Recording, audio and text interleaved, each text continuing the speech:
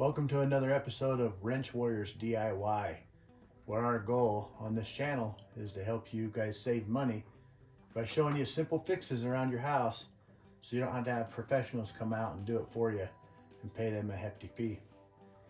Today, I'm going to show you guys how to check and see if your expansion tank right here on your water heater is good or bad.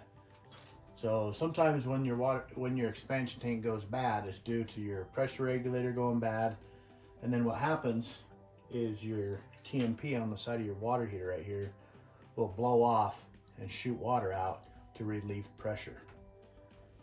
And I'll show you guys how to change this in another video, but right now we're going to check and see if this expansion tank is bad. It's very simple, something you can do on your own. All you need is a couple pair of pliers and some pipe dope. Obviously you got to shut your water off first, and then we're going to drain down the pressure. All right, now that the pressure's drained down, what we're going to do is we're going to check and see if this expansion tank is bad. And the way you're going to do that is you're going to take this off, and if this thing is chock full, if it's really heavy, full of water, then you know it's bad. There's a bladder right in here, and this is a pressurized tank, there's a bladder in here.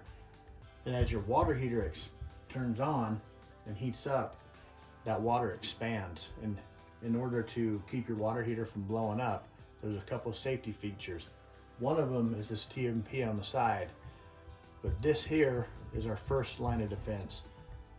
As your water heater heats up, the water expands, comes into this pipe, and there's a bladder in here, and it'll allow the water to go in. And then when the water heat cools back down, or when you use hot water, it will push that water back out. So what we're going to do is we're going to check and see. Pretty simple. All we're going to do is take and unscrew this thing off.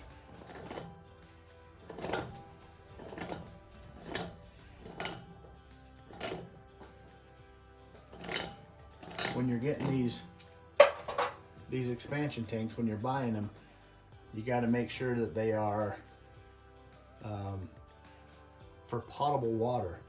If you're going to put it on your house, you've got to be able, because they make a different one for boilers and things like that, but make sure the one that goes on your house side is for potable water. So I'm going to unscrew this, and we're going to see if this thing is bad. If it's bad, it's going to be chock full of water, and it's going to be heavy. It's going to be like lifting a 5-gallon bucket of water. This is about, I'd say about 5 gallons, maybe 4 gallons. But it's going to feel like lifting a 5-gallon bucket of water. So don't let it fall off and smash your toe or smash your fingers or anything like that. Just be prepared that it could be heavy. So I like to leave it on there, and I do it really slow, and you can kind of feel it. If it's going to be heavy, you can kind of feel it at first. All right, mine is not heavy. It's still good. So I know that my expansion tank is working and that it's okay. So now we're going to put it back on.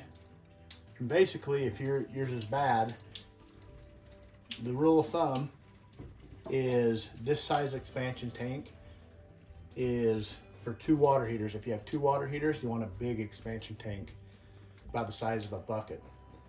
If you only have 1 water heater, you can get away with a smaller expansion tank, and it's about the size of a soccer ball. Okay, so based on what you need, we'll have a link on the website, so you can click through and buy one if that's what you need. But I'm going to show you guys how to put this back on. Very simple.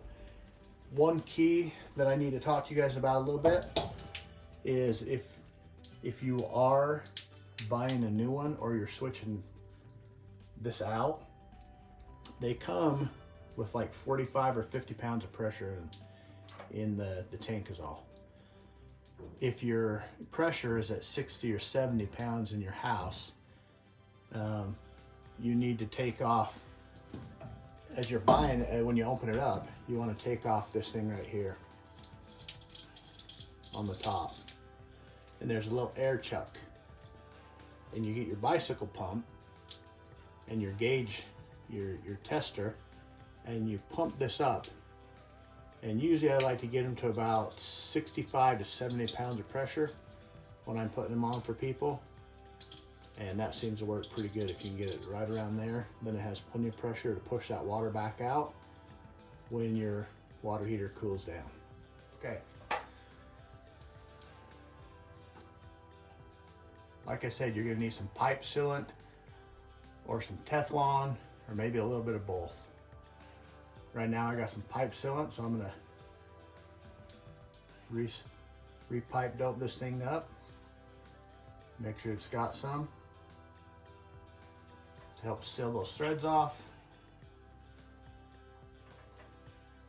One key here that is if you're a lady and you're changing this out, sometimes you might need a pair of, you might need a pipe wrench instead of a pair of pliers if you don't have the strongest grip to grab a hold of this stuff and loosen them up. So I'm just going to tighten this back on.